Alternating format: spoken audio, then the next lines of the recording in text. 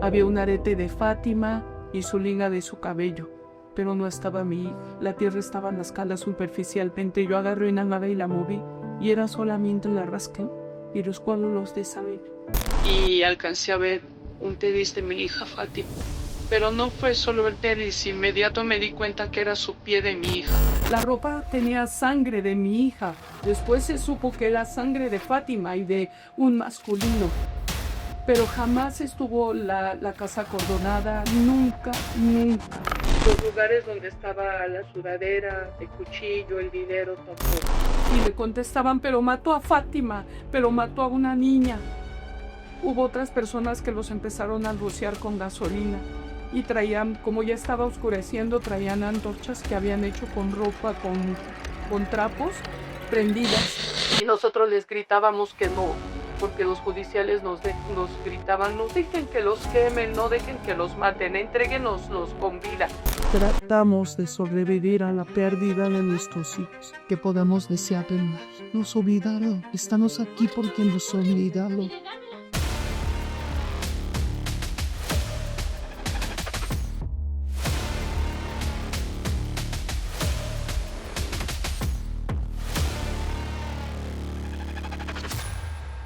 Bienvenidos a un episodio más de Voces con Ana Paulina. El día de hoy me acompaña la señora Lorena Gutiérrez.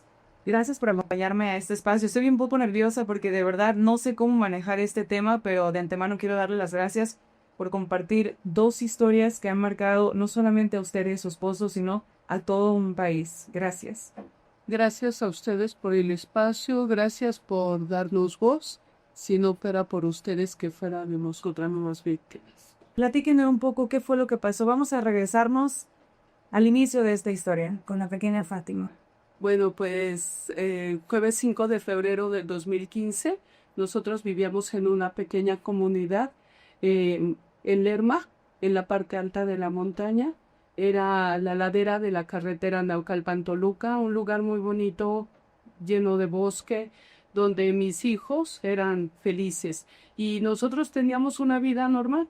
Ese jueves 5 de febrero del 2015, Fátima tenía 12 años, 8 meses, cursaba el primer año de secundaria y normalmente ella salía de casa a las 6:30, cuarto para las 7.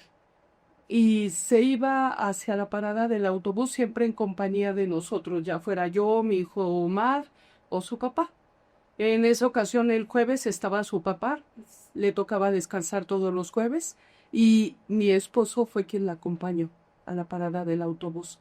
Yo solamente escuché cuando me dijo, mamá, ya nos vamos, ya es tarde, mamá. Y yo, sí, Fa. Fue la última vez que vi a Fátima cuando se asomó a mi recámara y me dijo adiós. No la volví a ver. Mi esposo se fue con ella y me dice que iba Fátima muy rápido porque a Fátima no le gustaba llegar tarde a la escuela. Ella era siempre muy puntual, era de verdad muy dedicada a la escuela. Les puedo asegurar que lo que más le encantaba a Fátima, lo que amaba, era ir a la escuela.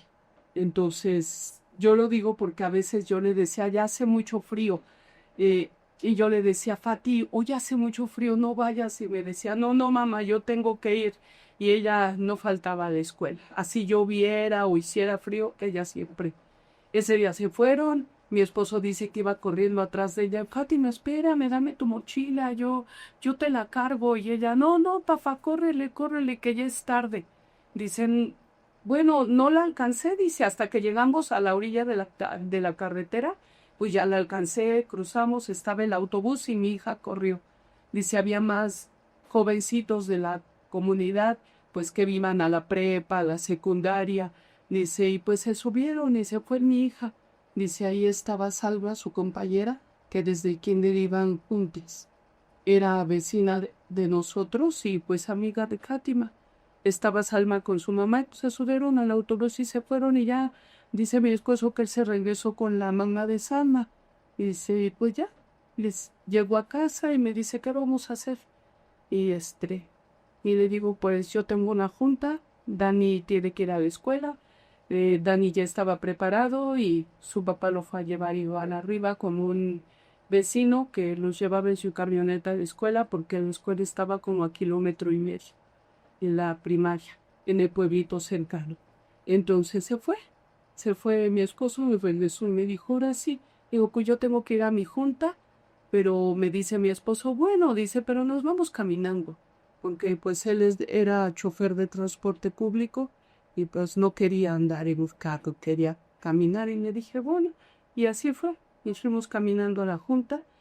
Esta cuenta estaba en el mismo lugar donde está la escuela, la iglesia, la primaria, secundaria, kinder, la iglesia, el centro de salud a donde yo fui a esa junta y algunos negocios donde comprábamos nosotros pues lo que necesitábamos para nuestra comida de nuestro día a día.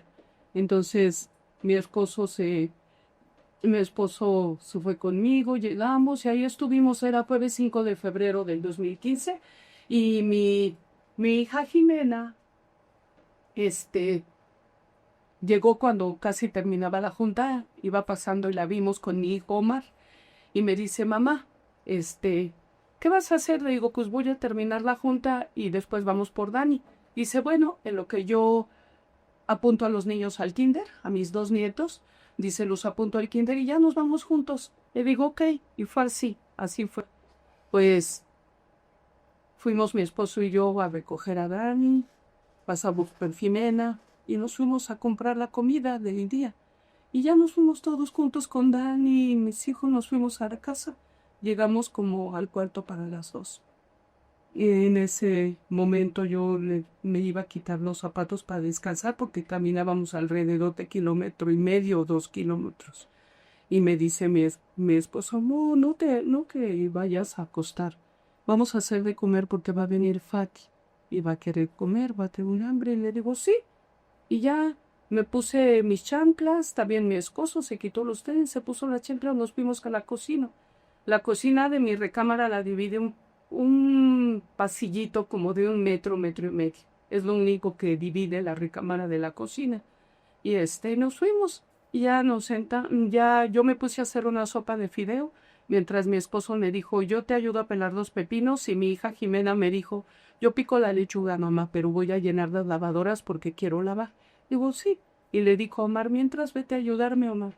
En eso yo le dije a Dani, vete por Fati, o ¿por qué no te vas tú por Fati? Y me dice, no, mamá, mira, apenas son 2:15, Fátima apenas va saliendo. Dice, entonces cuando ya sea más 2:15, 2:20, pues ya me voy por Toñito y por la señora Pati, que Toñito coincidentemente era de la edad de Dani, y la señora Pati, pues su mamá, de Salma y Toño. Dice, paso por ellos y nos vamos por Salma y Fátima. Le digo, ¿qué? Y ya, me puse a hacer la sopa. Normalmente una sopa yo la hago en 15 minutos mientras mi esposo estaba pelando los pepinos. En un momento vi que ya no estaba mi hija Jimena porque por la ventana yo la estaba viendo que estaba atrás, en la parte de atrás, llenando las lavadoras con mi hijo Omar y mis nietos. Entonces yo molí el jitomate, estaba dorando la sopa y lo así. En ese momento sentí un presentimiento. Yo siempre lo he comentado. No, no es que yo estuviera loca o que me estuviera imaginando. Yo tuve un presentimiento como si Fátima me hubiese dicho, mamá, no estoy bien. Yo volteé a ver a mi esposo y en ese momento que yo vacié el jitomate a la sopa y la tapé y volteé a ver a mi esposo y le dije, ¿a qué razón? Mi esposo se levantó y iba con el segundo pepino. Se levantó y fue a la recámara y regresó y me dijo, son 3:40. Y yo le dije, no. Inmediato se fue a la recámara, él se puso sus tenis y yo escuché que Daniel venía en el pasillo, pero se fue con su papá, salieron por el pasillo corriendo. Yo me metí, me puse mis tenis sin abrochar y me salí corriendo atrás de ellos. Cuando íbamos por la parte de atrás de la casa, mi hija Jimena me gritó, mamá, ¿a dónde va mi papá con Dani? Y le digo, por Fátima, Jimé, son 3:40. Y mi hija me dice, no, mamá, no son 3:40, estás loca, ¿no? Y yo me seguí, yo no me detuve, no les contesté, yo me seguí. Cuando íbamos bajando vi a una vecina que me dice, Lore, ven, y le digo, no, no, espérate, Rosa, son 3:40 y Fátima no ha regresado, ya. Pues yo me sigo corriendo y a lo lejos veo a mi esposo. En ese momento fue que llegué y me paré justamente afuera de la casa de Luis Ángel y Misael Atay de Reyes. Ellos eran mis vecinos, yo los conocía prácticamente desde que nacieron. Me paro y veo que está Misael Atay de Reyes sentado en el reposabrazos de su sillón. Era un patio muy pequeñito. Era imposible que tú no te dieras cuenta que él estuviera en la casa. Me paré en la cerquita, estaba cercado con una cerquita de madera, muy como de 1,20 de altura. Y tú tenías visibilidad perfecto para ver y era un patio pequeño. Entonces le digo, Misael, ¿no viste pasar a Fátima? Por fuerza Fátima tenía que pasar por ahí, por la calle. Y me dice, no.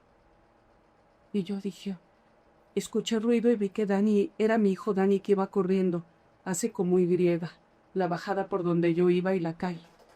Y volteé el ojo y le digo, Dani, ¿fuiste a preguntarle a Salma por Fátima? Y me dijo que no. Y le dije, ay, Dani, brinqué solo un bordito, como que das un paso y ya estás en la otra calle. Brinqué y le dije, vamos, Salma vivía como a 50 metros, vive como a 50 metros de la casa de Luis Ángel y Misael. Y me fui con Daddy. Salma estaba igual en su patio lavando sus trastes. Y le pregunté, Salma, ¿se vino Fátima contigo? Y me dice, no. O sea, en el autobús sí. Y le digo, pero estaba aquí contigo. Y dice, no, de allá abajo. Y le digo, Salma, ¿me puedes venir a decir en dónde viste por última vez a Fátima? ¿Por qué no está Salma? ¿No ha llegado? Y me dice, sí. Se sacudió sus manitas y se las limpió. Se salió conmigo inmediato y en eso salió su hermano Toñito, que coincidentes son de la misma edad, Fátima y Salma, Toño y Daniel. Y ya nos fuimos. Nuevamente llegamos a la casa de los Atay de Reyes. Y Salma se para, Daniel y Toño y yo también. En ese momento Misael estaba parado en el patio, ya no estaba sentado. Estaba parado en el patio afuera. Y le volví a preguntar, Misael, ¿no viste pasar a Fátima? Y me dice, no. En eso escucho ruido y hay un pequeño cuartito arriba, como de 2x2. Ya como abría la ventana y me fijé y era Luis Ángel, su hermano. Igual le pregunté, me di cuenta inmediato que Luis Ángel tenía el pelo mojado y que no traía playera a la hora de asomarse. Le digo, Luis Ángel, ¿no viste pasar a Fátima? Y me dice, no. Si Misael de abajo tenía visibilidad como de 150 a 200 metros, ver quién venía a lo lejos en el camino dando la vuelta, mi Luis Ángel mucho más visibilidad tenía de la parte de arriba. Y yo dije, qué raro. En ese momento Salma les dice, a ver, Luis Ángel y Misael, ¿por qué le están diciendo a la señora Lorena que no vieron pasar a Fátima? Si Fátima venía ahí. Y tú, Misael, tú, Luis Ángel, y el pelón estaban en el barandal de herrería, silbando hacia donde venía Fátima. Yo iba en el poste y los vi. Y le digo, a ver, Salma, ellos no le contestaron. A ver, Salma, camina hacia donde viste por última vez a Fátima. Yo en un primer momento declaré que habían sido 6 metros, porque en un espacio abierto además era lo que aproximadamente lo que yo me imaginé. Después supe que eran 12 metros, pero 12 metros en un espacio abierto es nada. Entonces se para la niña y me dice aquí, y le digo que, vete, Salma. Vayan, por favor, tú, Salma, Toño y Daniel. ¿Quién está en tu casa? Mi papá, pero acaba de llegar, está dormido. Ok. Dile a tu papá que se levante y me venga a ayudar a buscar a Fátima Salma porque se perdió, se la robaron. Yo tenía confianza porque nos conocíamos desde niños, el papá de Salma y nosotros, mis hermanos, nosotros. Entonces le digo a los niños, por favor vayan y avisen. Tú, Dani, vete para la casa, dile a Jimena y a Omar que vengan a ayudarme a buscar a esta Fátima porque se perdió, se la robaron, dijo. Y mi hijo se fue y Salma se fueron y les dije, por favor, cuando acaben de hacer lo que les dije, suban allá arriba y toquen las campanas de la iglesia y díganle a toda la gente que me vengan a ayudar a buscar a Fátima porque se perdió, se la robaron. Y se fueron, ya había vecinos de las casas cercanas asomándose porque no era común. era una comunidad, un pueblo muy tranquilo. Entonces, yo inmediato que se van los niños, camino hacia donde Salma me dijo aquí. Y si tú te das cuenta, si vas al lugar, es la ladera. Es un cerro. Hacia abajo tú alcanzas a ver los trailers que van por la Naucalpan Toluca. Pero toda la ladera es bosque, ¿sí? Entonces, yo empecé a bajar. No bajé más de 2 metros cuando jalé un arbusto y estaba la sudadera de mi hija. Yo la levanté, pero inmediato me di cuenta que las mangas las tenía hacia adentro, como si la hubieran agarrado y la hubieran jalado. Y era café, la sudadera, con beige enfrente. El beige estaba totalmente manchado de sangre. Yo agarré la sudadera e inmediato me di cuenta que había un cuchillo con sangre y que había dinero de mi hija tirado. Yo no toqué, solo agarré la sudadera. Inmediato me eché a correr. Ellos todo el tiempo me vieron y yo iba hacia arriba gritando que ya había encontrado la sudadera, que tenía sangre, que había un cuchillo, pero que Fátima no estaba por ningún lado. Ellos todo el tiempo me escucharon, todo el tiempo me vieron. Cuando voy corriendo, un vecino me dice, ven, Lore, ya le hablé a las patrullas, ven, quieren datos. En eso mi hija venía por la calle bajando, Jimena, pero traía a mi nieta. Y me dice, ¿qué pasó, mamita? Le digo, encontré la sudadera, Jimé, pero tiene sangre y Fátima no está por ningún lado. Y me dice, no, mamita, no me digas eso. Me meto a la casa, les digo, mi hija venía de la secundaria, tiene 12 años, encontré la sudadera, tiene sangre, pero mi niña no está por ningún lado, hay un cuchillo y está su dinero. Pero Fátima no está. Me salí inmediato, me dijeron, sí, ya le van a ayudar, ya van los policías, las patrullas, ya la van a auxiliar. Ok, gracias, me salí inmediato. Cuando salí, vi gente que iba corriendo y hacia abajo y me gritaban, ¿por dónde, Lore? Y iba mi hija Jimena, ¿por dónde? Y yo les dije, por la vereda, por atrás de la casa de Luis Ángel y Misael, entre el bosque, por ahí se la han de haber llevado. Entonces yo iba corriendo atrás de ellos. Cuando llegué justamente a la esquina de esta casa, veo salir por el barandal de veía del cuartito de arriba José Juan Hernández de Cruceño. En ese tiempo no sabíamos que era José Juan Hernández de Cruceño, que se llamaba así, lo conocíamos por el pelón. De él nunca pude decir que le había visto que se acababa de bañar, porque siempre andaba a rapa y nunca traía cabello, pero no traía playera y traía un pantalón tipo cholo y unas chanclitas de meter. Entonces cuando yo lo veo que viene saliendo, corro hacia la puertita de varitas. Y dije, por ahí me va a salir y me van a decir si vieron quién se llevó a Fátima, ¿no? Corro y quien venía de frente a mí, saliéndome el cuarto de abajo, era Misael, pero traía la mochila de Fátima en las manos. En ese momento yo traté de agarrar a Misael y él me avienta con todo y la mochila y me voy hacia atrás con todo y la puertita de palitos. Y yo siento que no perdí tiempo. Me paré y corrí hacia atrás de ellos porque Misael se me echó a correr y José Juan brincó por la cerca, por la parte de atrás de la casa. Se me echaron a correr, entonces yo corrí atrás de ellos, me levanté y corrí. En todo esto nunca solté la sudadera de mi hija, pero de verdad que nunca me di cuenta que Daniel todo el tiempo andaba conmigo. Yo corrí hacia arriba, él corrió conmigo, yo entré a esa casa, salí, Daniel siempre estuvo y Daniel siempre corrió conmigo. El 5 de febrero del 2015 Fátima tenía 12 años, pero Dani tenía 10. Era el hermano menor que Fátima y nunca me dejó sola a mi niña. Yo corrí atrás de Misael y de José Juan, del pelón, un aproximado de 400 metros entre veredas y bosque. Cuando yo me di cuenta que no los iba a encontrar, que se me habían perdido entre el bosque, me regresé. Pero en ese momento yo ya escuchaba gritos. Lore, Fátima, ¿en dónde están? Lore, ven, acá hay coágulos de sangre. Lore, ven. En ese momento yo solo estaba pensando en Fátima.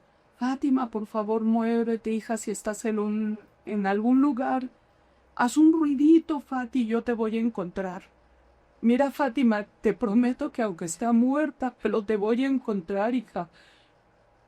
Yo seguía gritando y caminando entre las veredas. En esas veredas hay unos tubos grandes, porque en la comunidad cercana se llevan el agua. Ahí es un lugar donde hay muchísima agua y se llevan el agua y esas veredas están muy limpias, porque por ahí van esos tubos. Entonces yo voy corriendo y gritando y ya escuchaba ruido y llego hacia atrás de la casa de ellos, en el bosque, y veo en una de las veredas un resbalón y dije, "Ay, por aquí bajaban", y yo perdí tiempo corriendo hasta allá. Empecé a bajar y justo cuando me agarro veo que está la mochila ahí tirada y empecé a gritar, "¡Ya encontré la mochila!". Y hubo vecinos que me gritaron, "Déjala, no la toques, no la toques". Llegaron y pisaron los matorrales, el pasto alrededor, porque es pasto muy alto, le llaman sacartón, pasto muy alto, y lo pisan, y pues ya se quedó al descubierto, pero yo seguía escuchando los gritos de personas que decían que había coágulos de sangre. En ese momento yo en realidad me subí nuevamente hacia la casa. Cuando llegué a la casa ya había bastante gente afuera de la casa. El único que estaba era Luis Ángel Atay de Reyes, por la ventana, y gritaba, "No se metan, es allanamiento de morada, ya viene mi abogado, ya viene mi hermana". Y yo le decía, "Pero ¿por qué un abogado si no hiciste nada? Qué bien sabes que es allanamiento de morada". La puertita ya la había levantado y la había amarrado. Entonces yo les decía, ya había policías, y yo les decía, métanse, métanse, o sea, vamos a meternos, pero nadie se atrevía. Mi yerno se me acercó y desatamos la puerta y la abrimos y nos metimos. Cuando entramos ya estaba la puerta de abajo cerrada y atorada por dentro. Entonces por la ventanita yo solamente alcancé a ver que en 2 sillas había 2 pantalones y que goteaban agüita con sangre. Entonces no pudimos, ni mi yerno ni yo, porque él se metió conmigo, no pudimos abrir la puerta. No hicimos ni el intento porque nos dimos cuenta que estaba atorada por dentro. Nos hicimos hacia un lado y el patio, la casa a un ladito tiene como un pasillo. Caminamos por el pasillo para el patio de atrás de la casa, y justo cuando llegamos a la esquina de la casa, ya en el patio de atrás, había un bote de estos de pintura de 20 litros con agua, había unos tenis con lodo y sangre, había un pantalón con lodo y sangre, y había playeras con lodo y sangre. Había una mochila de la América, de esas de tela delgadita, manchada de sangre. Y había una gorra, como si la hubiesen agarrado así y hubiesen tenido sangre en la mano y la aventaron. Estaba manchada la gorra, pero el bote tenía el agua como cuando tú lavas carne y el agua se pone roja, o sea, con tierra, estaba turbia. En ese momento mi yerno me dice, ellos fueron, suegra, algo le hicieron a la niña, algo le hicieron a Fátima. Pues sí, ya habíamos visto salir por la mochila y ya veíamos todo eso. Mi yerno agarró una vara de la cerca y agarró una playera y la abrió hacia afuera. O sea, nos caminamos y la puerta la aventó y le dijo a la frente, ellos le hicieron algo a Fátima. Ahí adentro estacó. Y yo les dije, cuídenlo, porque es el único que se quedó. Déjenme seguir buscando a mi hija, y me volví a bajar. Nunca mi hijo Dani me dejó solo. Si yo me caía, él se caía conmigo. Si yo rodaba y me levantaba, él hacía lo mismo.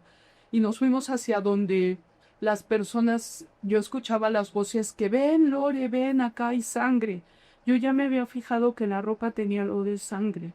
Y yo decía, en febrero, en donde puede haber humedad, que se ensucien los tenis del tierra, del lodo, ¿en dónde? Pues cuando llueve allá en la montaña, se abren unas zanjas muy grandes, y como es bosque, toda la agua que corre, porque llueve muchísimo, abre unas zanjas grandes, cae y se abren unos socavones. Y sigue corriendo y llega a la cuneta de la Naucalpan Toluca y se va por unos tubos hacia el río que está del otro lado de la Naucalpan Toluca. Y yo dije, hacia atrás de mi casa, en la calle de atrás, por ahí corre el agua. Por ahí. Abre las zanjas, todo el cerro hasta llegar allá. Y me fui. Justo se seguían oyendo los gritos y ven, mira, hay más rastros.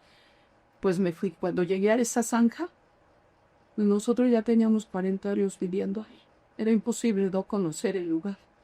Cuando llegué a la zanja, ya había personas de aquel lado de la zanja y de este lado. Y me gritaban, Lore, no brinques, no brinques. Está muy honda la zanja, te vas a lastimar. Yo busqué la manera de entrar. Del otro lado de la zanja ya estaba mi hijo Dani, mis sobrinos y bastantes vecinos. De este lado ya estaba mi esposo sentado agarrándose las rodillas y otros vecinos. unas vecinas que me gritaban, mira Lore, ahí, abajo, hay coágulos de sangre. Yo brinqué, yo como pude me metí a la zanja y sí, quedé así, de frente a un paredón. Cuando cae el lava abrió agujeros muy grandes, pues más alto que yo, como de un 80 la mujer, el paredón. Y quedé de frente y sí, efectivamente ahí había coágulos de sangre, piedras grandes llenas de sangre, estaba la tierra rascada, había un arete de Fátima y su liga de su cabello, pero no estaba mi hija. La tierra estaba rascada superficialmente. Yo agarré una nada y la moví, y era solamente la rasqué y los coágulos de sangre. Me volteé, en ese momento me di la vuelta y quedé de frente a la Naucalpan Toluca. Ahora sé que era 60 metros de la Naucalpan Toluca. Volteé y pues la zanja. Y como nuevamente como a 10, 12 metros, había árboles dentro de la zanja. Y alcancé a ver un tenis de mi hija Fátima. Pero no fue solo el tenis, inmediato me di cuenta que era su pie de mi hija, porque era el tenis, su tin, un pedacito de su piel, la orillita de su pants, y era lo único que se alcanzaba a ver. Inmediato yo pensé que le habían arrancado el pie a mi hija y que ninguna niña sobrevivía a que le hubieran cortado su pie. Caminé por la zanja porque en ese momento yo me bloqueé. O sea, el dolor era inmenso. Saber que estaba ahí el pie de mi hija.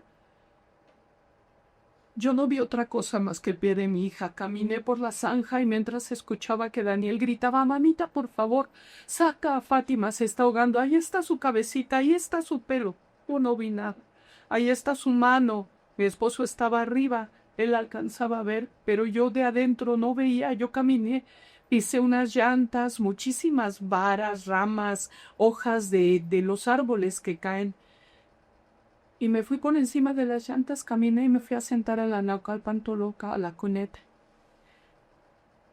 Después de un ratito, porque fue un ratito, fueron minutitos, como 2, 3, vi que venían de aquel lado de la carretera, iban a pasar la carretera mi hija, su suegra y más vecinos. Y mi hija me pregunta, mamá, ¿ya encontraste a la niña? Y le dije, sí. ¿Y cómo está mamá? Y yo le dije, está muerta Jimena. Y le señalé hacia arriba. Y mi hija se echó a correr y se subió.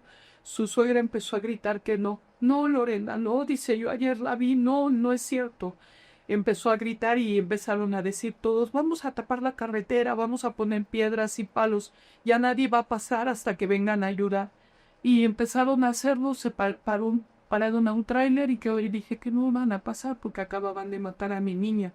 Llegó una ambulancia de Naucalpan y me preguntó que dónde estaba yo. Le señalé hacia arriba y me dijo que era mío y le dije que se subieron los paramédicos y no tardaron más de 5 minutos en subir y bajar y decirle, efectivamente señora, ahí está su niña, pero ya no podemos hacer nada, está muerto.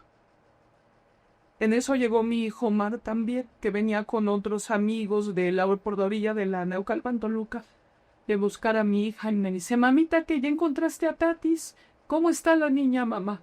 Y le dije, está muerta, Omar. Omar se subió igual, empezó a gritar que habían sido Misael y Luis Ángel, que se las iban a palar, y fue cuando me di cuenta que en la orilla de la carretera había federales, estatales, municipales y judiciales, que toda la orilla de la carretera estaba llena.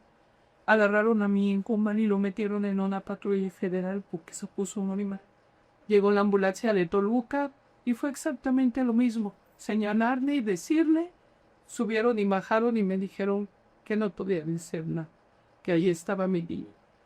En eso nos dijeron, pero quiten el bloqueo porque ya es tarde y no van a poder sacar a la niña si se oscurece. Y les dije que sí. Les empezamos a decir que quitaran las piedras, los troncos y que los dejaran ir. Yo en un momento me subí a los autobuses y les dije que acababan de matar a mi niña, que no iban a pasar los autobuses. y muchos se bajaban y me preguntaban y yo les señalaba hacia arriba. Y otros se iban por la orilla de la carretera. Pero pues muy poquito tiempo después pues abrimos la carretera para que todos se fueran, para que pudiera llegar el forense y para que pudieran sacar a mi hija. En ese momento ya se acercó una camioneta con judiciales y nos dijo, señora, por favor, ayúdenos. Allá arriba ya agarraron a 2 y los están echando, los van a matar. Hay muchísima gente, señora, no podemos, ayúdenos. Que paguen lo que hicieron, pero en vida. Mire, la muerte no es suficiente. Y la verdad, en ese momento yo pensé lo mismo. Los van a matar y hasta los van a convertir en mártires porque van a decir pobrecitos. Y sí, nos subimos a la camioneta y nos llevaron. Y efectivamente, cuando bajamos, casi frente a su casa de ellos, venían pobladores arrastrando a uno de un pie y nos contaron. Estaba su hermana de ellos abrazando a uno de ellos, a Misael, y gritaba, es mi hermano, es mi hermano. Y le contestaban, pero mató a Fátima, pero mató a una niña. Hubo otras personas que los empezaron a rociar con gasolina y traían, como ya estaba oscureciendo, traían antorchas que habían hecho con ropa, con trapos prendidas. Y nosotros les gritábamos que no, porque los judiciales nos gritaban, no dejen que los quemen, no dejen que los maten, entréguenoslos con vida. Y entonces yo y mi esposo les dijimos y nos pusimos, no los maten, déjenlos que paguen lo que hicieron en vida, la muerte no es suficiente, déjenlos. Y todos nos gritaban, se van a arrepentir, Lorena, te vas a arrepentir, no va a haber justicia, mira, fuimos el pueblo y contra el pueblo nadie puede, fuimos todos, déjenos quemarlos. Y mi esposo también les decía, no, déjenlos que paguen en vida, no queremos que los quemen. En ese momento alguien gritó, ya llegó el tercero a su casa. Todos se echaron a correr hacia arriba, pero no puedo decir, eran 10, 500, 1000 personas, era un mundo de personas, era muchísimas, no alcanzó, era un infierno de gente, y toda la gente estaba indignada, enojada, y entonces se echaron a correr, y eso fue lo que los salvó a los 2 hermanos, a Luis Ángel y a Misael. En ese momento los comisarios los agarraron y los subieron a la camioneta, y se fueron hacia arriba porque toda la gente corrió. Entonces yo caminé hacia un grupo de vecinos y ahí estaba un personal de forense y me dijeron, señora Lorena, ayúdenos, proporciónenos algo para tapar el cuerpo y algo de herramienta, porque no llevaban nada. Sabían a lo que iban y no llevaban nada. Proporciónenos, o sea, ahí empezaron, ¿no? Las omisiones. ¿Por qué? Porque pues saben a lo que van y no llevan herramienta y no llevan con qué cubrir un cuerpo y no llevan cuerdas para sacar un cuerpo, o sea, nada, ¿no? O sea, van así, sin nada. Bueno, pues yo les dije a mis vecinos, yo no tenía cabeza. Y yo les dije, por favor, ayúdenme, denles lo que les están pidiendo. Sí, en eso se me acercó un federal y me dijo, señora, usted tiene que ir a su casa por los papeles de SUF, porque vamos al forense, vamos a que ustedes identifiquen el cuerpo de su niño. Y yo les dije que sí. Me fui hacia casa. Me olvidé de mi hijo Dani, que todo el tiempo estaba con su dolor y su desesperación de encontrar a su hermana, su compañera de juegos, a su amor, porque era su hermana y era su amor de Daniel. Entonces Daniel se quedó ahí, donde se quedaron los vecinos que iban a proporcionar todo esto, y tuvo el valor y la entereza de bajar a ver cómo sacaban a su hermana de la sangre. Yo me fui hacia casa y de verdad se me olvidó mi niño. Y me fui yo hacia casa y estaban ya mis hijas, o sea, ellas todo el tiempo nos anduvieron ayudando, pero dentro del shock se nos olvidó Daniel a todos. Entonces ya me dieron los papeles, llegó mi esposo y me dijo, ya agarraron a José Juan, su mamá lo entregó, sus papás lo entregaron, y ya se lo llevaron también. Y digo, ok, porque pues si no lo entregaban, toda la gente lo iba a sacar por fuerza de su casa. Y ya, se fueron, ya bajó mi esposo y estaban sus sobrinos ahí, y le dice mi esposo, el judicial, el federal, le dice, pues yo los voy a llevar. Y mi esposo le dice, no, yo no me voy con ustedes, yo me voy a ir en mi camioneta. Y su sobrino le dice, no, tío, yo manejo, yo los llevo. Y ya, nos fuimos a Lerma, a los juzgados, al Ministerio Público, pues a ver todo esto, ¿no? A reconocer el cuerpo de mi hija. Llegamos ahí y había muchas personas. Fue así como José Juan, Luis Ángel y Misael fueron ingresados ese jueves 5 de febrero a un hospital en Toluca, al Hospital Adolfo López Mateos, por todos los golpes que les dio toda la comunidad. Así fue como empezó el infierno. Después de que asesinan a mi hija, a mi niña, estos 3 sujetos, el sistema de impartición de justicia empezó con violencia institucional, con malas investigaciones, malos trabajos de campo. Ellos jamás acordonaron los lugares, la casa de donde sacamos a estos sujetos. Digo sacamos porque fue toda la comunidad, ¿sí? Y nunca la acordonaron, nunca pusieron, nunca la acordonaron, nunca estuvo bajo investigación, no, jamás, siendo que ahí estaba toda la evidencia de lo que había pasado. La ropa tenía sangre de mi hija, después se supo que era sangre de Fátima y de un masculino, pero jamás estuvo la casa acordonada, nunca la dejaron así. Los lugares donde estaba la sudadera, el cuchillo, el dinero, tampoco. El lugar donde estaba el cuerpo de mi hija, tampoco. Cuando fueron a hacer su trabajo de cargo y su investigación, no levantaban las evidencias. O sea, abajo de una piedra encontramos una cadena con la cual después supimos el martirio, el terror y, vamos, cómo fue que ellos torturaron a mi hija. Entonces, abajo de una piedra se encontró, pues, una cadena, la cual se llevaron esa cadena. En la narrativa del forense es que se la pusieron en una mano y golpearon a Fátima. Cuando ellos la interceptan, 12 metros antes de llegar a su casa, no de llegar a su casa de ellos, sino de ir pasando, como tú vas pasando en una calle, por fuerza tenías que pasar por fuera de esta casa. Cuando antes de que llegara ella, 12 metros antes de llegar, uno le salió por atrás. Me imagino que brincó la cerca y por entre el bosquecito se le fue, le salió por atrás. Y 2 de frente. Por supuesto que los que iban de frente eran Misael y Luis Ángel.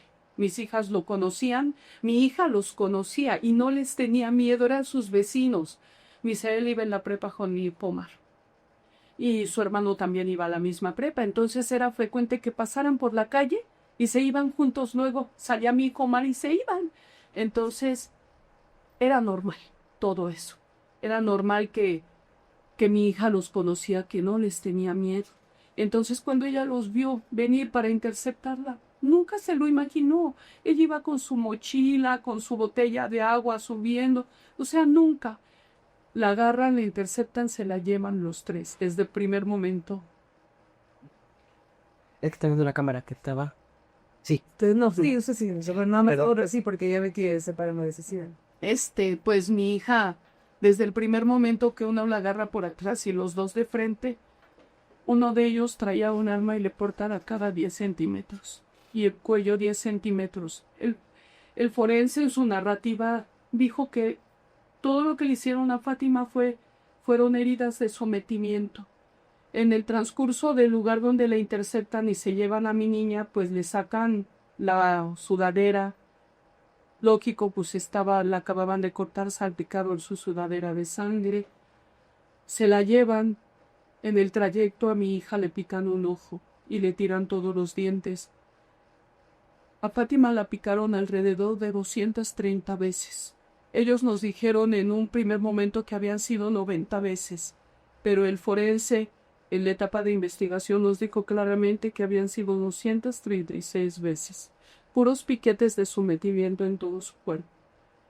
Fátima era más alta que 2 de ellos, entonces siempre puso resistencia y luchó.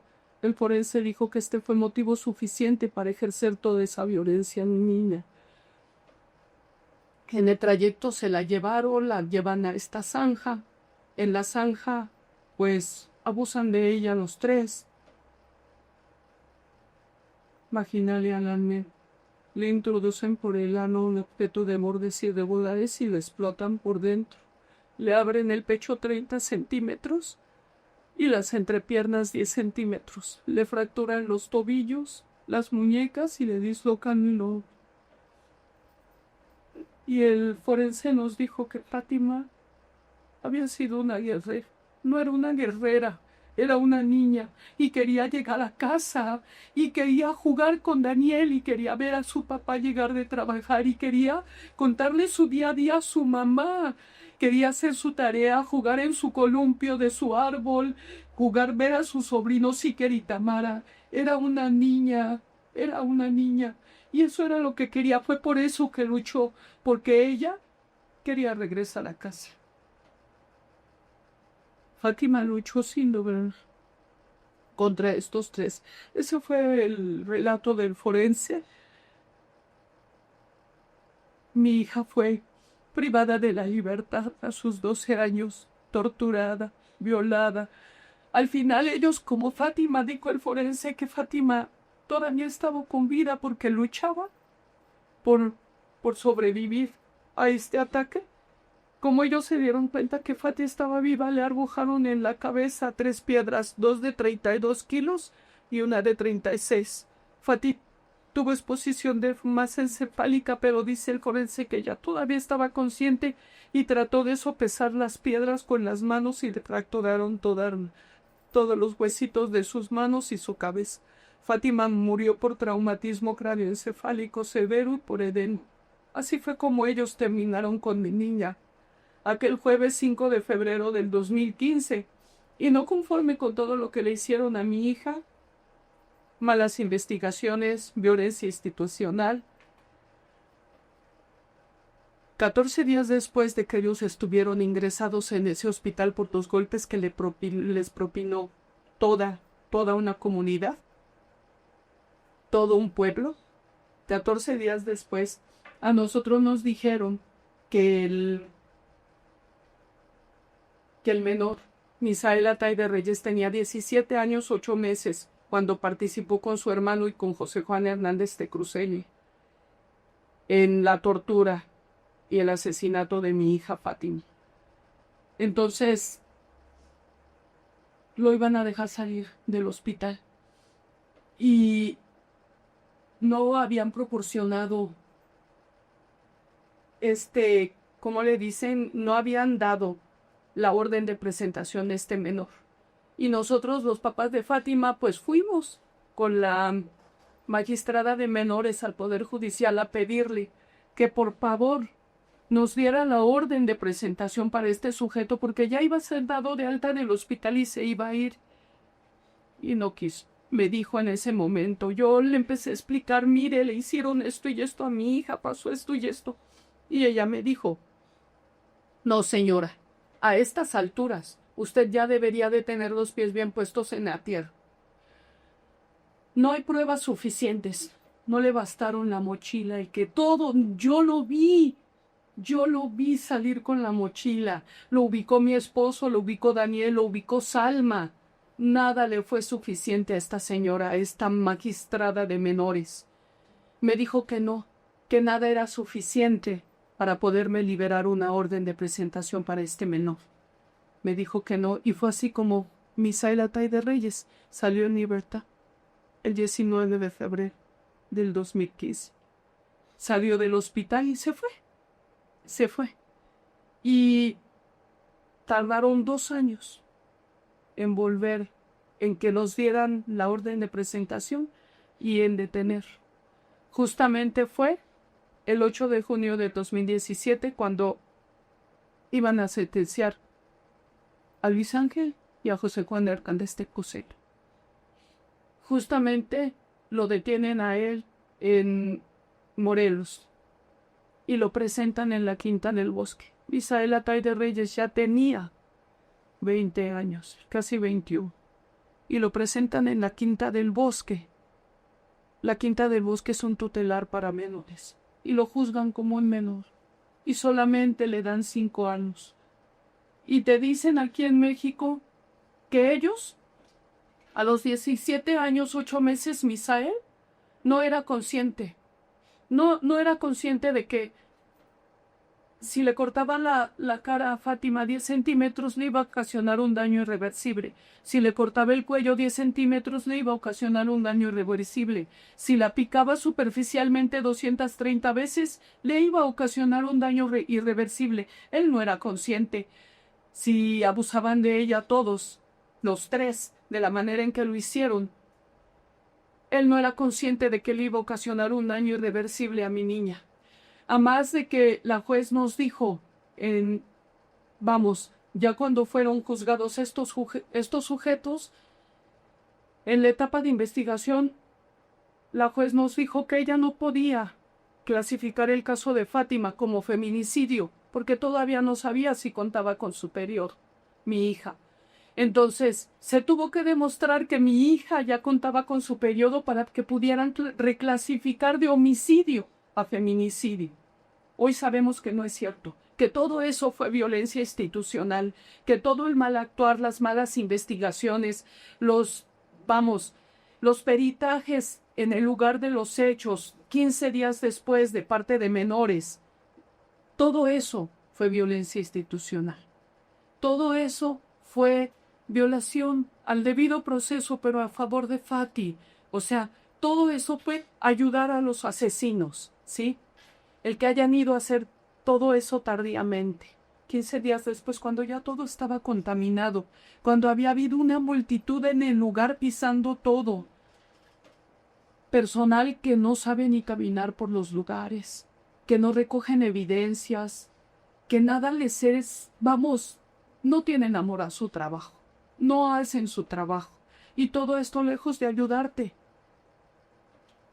te va retardando el proceso. Lo van haciendo más y más largo, más tedioso, y es al final del día también violencia en contra de los padres, de las víctimas colaterales, como nos llaman aquí. Pues así fue como empezamos con esta etapa. Al final, Misael Atayde Reyes recibe una sentencia de 5 años, teniendo 21 años. Fue recluido en un tutelar de menores a los 21 años siendo adulto, siendo ya mayor de edad. Luis Ángel y Josepan Hernández de Cruceño, los dos adultos, Luis Ángel el 8 de junio del 2017, por el feminicidio de mi hija Fátima, fue sentenciado a 73 años 8 meses. Y José Juan Hernández de Cruceño, el que es papá de 3 niños y es esposo y es hijo y es hermano, y nada de esto le fue suficiente. Él de todos modos asesinó a mi niña, de todos modos participó en todo, en la tortura, en el secuestro, en la lapidación, en el abuso cometido a mi hija, en el asesinato de Fátima. Él fue dejado en libertad el 8 de junio del 2017 porque él es hijo de un policía municipal de Naucalpan. Él es sobrino de policías judiciales del Estado de México. Él es primo de militares del campo militar número 1. Su abuelo era un general del ejército. Digo era porque su abuelo murió en la pandemia, pero general del ejército. José Juan Hernández de Cruceño y toda su familia se dedicaban al narcomenudeo. Tenían 40 años. Y todo esto fue causal de toda esa violencia institucional que ejercieron en contra de la familia de Fátima. Amenazas de muerte dentro de la sala de audiencia en presencia de la jueza de Patiño García.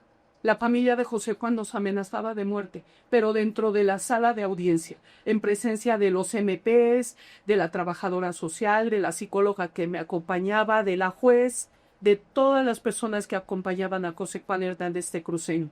Toda su familia se levantaba y me gritaba: maldita perra, comienza a temblar, porque ya firmaste tu sentencia de muerte. La juez no hacía nada. Pegaba en la mesa, se levantaba y se salía de la sala. Nosotros solamente nos recomendaban ya no ir a audiencias. ¿Por qué? Para evitar esos roces. Nosotros ese día nos fuimos a levantar la denuncia a la Fiscalía del Estado de México y ahí se nos dijo: que las amenazas de muerte en el Estado de México no procedían hasta que nos pasara algo. Pues así fue como continuamos. Ya habían dejado en libertad a José Juan Hernández de Cruceño. Tiempo después se sentencia solo a Luis Ángel, a José Juan lo dejan en libertad. Y es así como el Observatorio Ciudadano Nacional del Feminicidio toma el caso de mi hija Fátima. A fines del 2017, principios del 2018, cuando dejan a este sujeto en libertad, quien planeó el asesinato de mi hija Fátima, quien estaba coludido y sigue estando coludido. Hasta ahorita lleva 7, 8 amparos y está firme su sentencia. Bueno, pues logra el Observatorio Ciudadano Nacional del Feminicidio una reposición de sentencia. Lo vuelven a detener y vuelve a ser juzgado por un video que la juez Janet Patiño García dio por bueno en una memoria, fue que lo dejaron en libertad. La juez textualmente dijo que de no haber sido por ese video que proporcionó la Escuela Sierra Nevada, donde supuestamente José Juan Hernández de Cruceño laboraba, sabemos perfectamente lo que hacía de esa escuela. A ese video nunca le hicieron peritajes ni nada, así como lo entregaron en una memoria, así lo recibió la juez y así lo dio por bueno. Estaba fragmentado el video y había diversas cosas, en esa memoria. A ella nada le importó. Ella dijo textualmente: si no hubiese sido por ese video que proporcionó el director administrativo Rubén Regalado de la Escuela Sierra Nevada, hubiésemos sentenciado a un inocente. Y por eso dejó en libertad a José Juan. Tiempo después se logra esta reposición gracias al observatorio, se vuelve a detener a este sujeto, se juzga, se le hacen peritajes a este video, se demuestra que es un video altamente manipulado, que no era el sujeto él el que iba entrando a esta escuela a laborar supuestamente, aunque 18 trabajadores de mantenimiento hayan ido a declarar a favor de él y aunque el director administrativo Rubén Regalado haya venido a declarar también a favor de un asesino, pues se logró la reposición. Se le vuelve a juzgar, se hacen los peritajes de este video, de antropometría fisiológica e incidencias solares, se demuestra que no era él y que el video era manipulado, o sea, fue altamente manipulado y se sentencia a prisión vitalicia. Y textualmente el juez le dijo que no había una sentencia más alta en este país, que si no él se la daba, que porque con nada pagaba lo que le había hecho a la niña, y lo sentencia a prisión vitalicia. Y bueno, pues eso fue 2 años después del 8 de junio del 2017. En el 2021 él fue sentenciado a prisión vitalicia y bueno, pues para nosotros no podemos decir que fue un gusto. Nada te reparan el daño. Con ninguna sentencia te devuelven a tu hija. Por todas estas amenazas y por todo lo que conllevó la investigación del caso de Fátima, nos tuvieron que desplazar. Nos mandaron, cuando a él lo dejan en libertad, nos mandan en una medida de protección a 12 personas que eran mis hijas, mis nietos, mis yernos, mi hijo Dani, o sea, mis hijos, mis hijas y nosotros, a Monterrey, Nuevo León. No sin antes proponernos que nos iban a mandar a Canadá. Nos mandaron a Relaciones Exteriores, nos dieron 12 pasaportes, pero esta ida a Canadá no se pudo concretar porque el presidente en aquel momento era Enrique Peña Nieto. Él fue con el primer ministro de Canadá a una reunión y le dijo en Canadá que aquí en México vivíamos en Terabiti, en su mundo imaginario, que aquí no había violación a derechos humanos, mucho menos feminicidios como el de Fátima. Entonces nos hablaron a una reunión y nos dijeron que no podíamos ir a Canadá, pues por esto, porque no podían contradecir al presidente Peña Nieto. Y la realidad es que a nosotros no nos importó, porque nosotros no queríamos ir a Canadá. No entendíamos por qué la premura de querernos sacar. Si acababan de asesinar a nuestra niña y cómo se iba a quedar la investigación, ¿no? ¿quién iba a ver todo esto del caso de Fátima? Para nosotros fue una tranquilidad. Pero también nos ofrecieron, ok, no pueden ir a Canadá, pero pueden ir a Guatemala, Honduras, El Salvador, Nicaragua, Belice, Argentina, Brasil. Y pues nosotros dijimos que, por supuesto que no vamos. Bueno, Mérida, tampoco vamos. No vamos. Nos quedamos en el Estado de México. Ok, entonces, este país, Costa Rica. Y les dije, a ver, ¿cómo va a estar lo de Costa Rica? Ah, bueno, señora Lorena, pues usted pide. Nosotros le pagamos los vuelos, pero cuando ustedes lleguen al aeropuerto en Costa Rica, usted va a pedir el asilo. Teníamos 6 menores de edad y yo iba a pedir con mis nietos y con mis hijos en el aeropuerto de Costa Rica.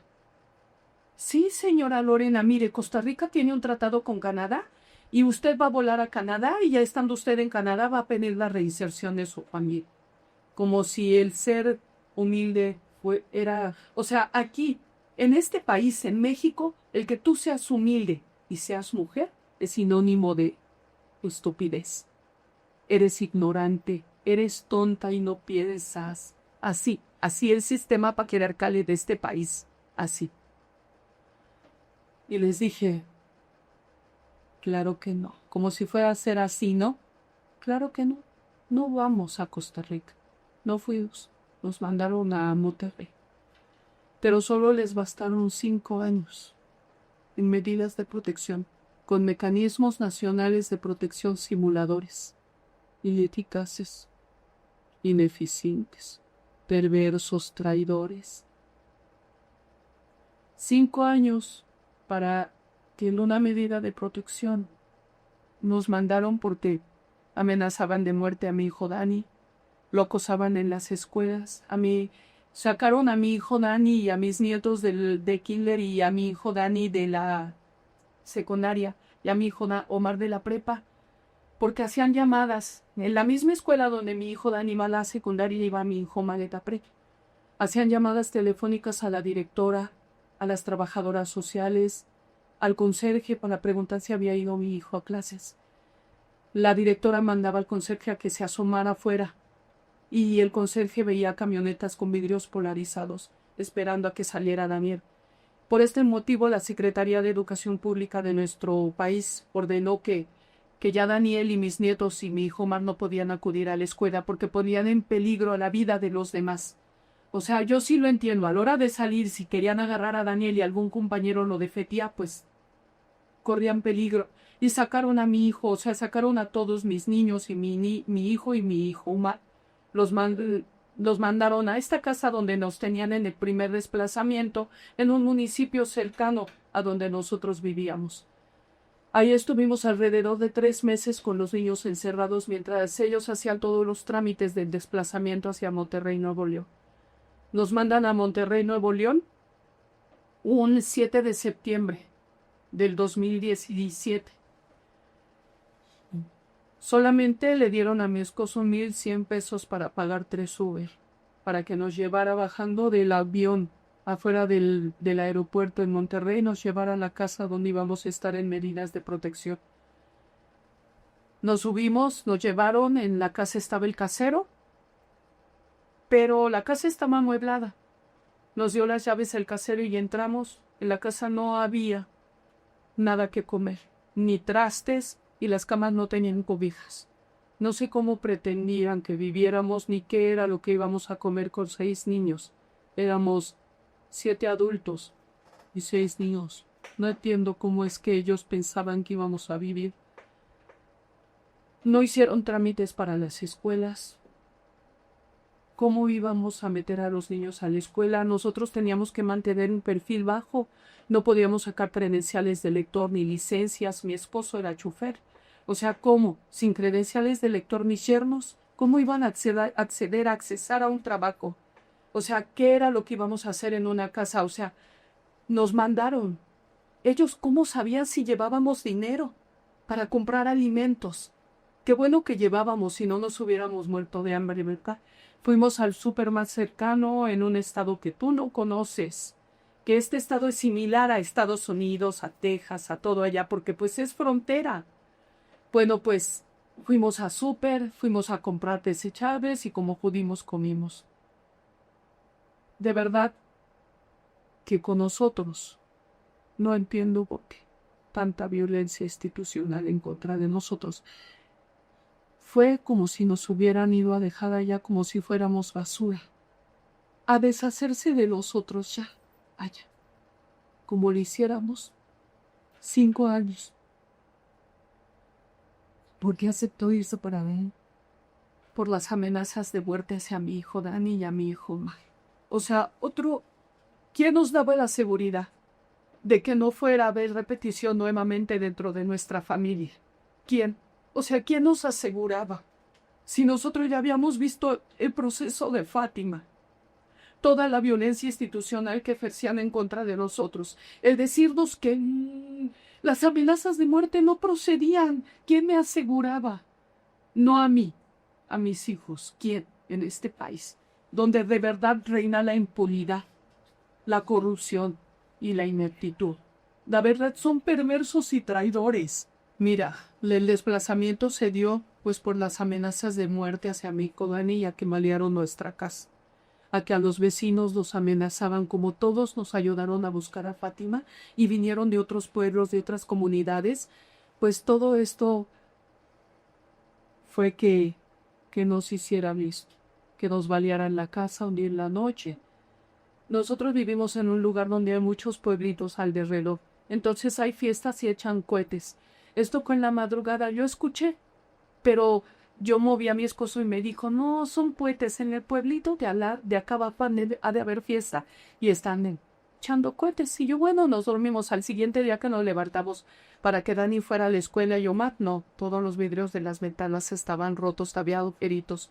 Yo hablé a la fiscalía y mandaron a la policía municipal de Lerma y me pidieron un hilo para medir del lugar donde ellos supuestamente sabían que habían tirado hacia las ventanas de la casa, con un hilo. En un momento yo encontré una bala entre el pasto, ahí donde ellos se pararon, y la agarré. Y les dije, miren. Y ellos me la quitaron y me dijeron, es de nosotros. Pero era una bala muy grande. Yo me imagino que si con una bala de esas hubieran baleado nuestras ventanas, las deshacen. Eran agujeros pequeñitos. Incluso todavía en mi casa hay algunos vidrios estrellados en una ventana y uno con un agujerito, y así se hacían las telarañas. Bendito Dios que nosotros dormíamos, las recámaras estaban hacia atrás, que si hubieran estado enfrente, no sé qué nos hubiera pasado. Y bueno, pues ese fue uno de los motivos, el de Dani y el de la casa baleada, de que nos balean la casa, el que nos sacaran primero a un municipio cercano y después hacia Monterrey. Y a Monterrey todo esto que te comento, que nos hicieron, que de verdad, pues cómo iba mi esposo a conseguir un trabajo, mis yernos se regresaron el primero a los 15 días y el otro después de los 15 días, porque no había, sin credencial de lector y sin acceso, no podíamos tener acceso al sistema de salud porque teníamos que mantener un perfil bajo.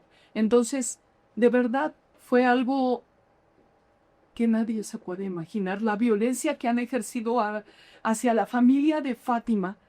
Primero estos 5 años, mi hijo Daniel, viviendo en esa medida de protección, en agosto del 2020, tuvo un dolor abdominal.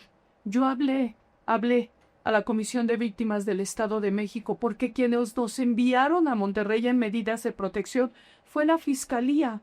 Por preservar nuestra vida y nuestra seguridad nos mandan a Monterrey. La Fiscalía, pero la Comisión de Víctimas es que se hace cargo de esta medida de protección. Tenemos mecanismo nacional de protección nosotros. Y estando en Monterrey, ese agosto, le empieza un dolor a mi hijo. Lo llevamos, no teníamos acceso a ningún hospital. Nosotros íbamos solo a esos consultorios del doctor Simi.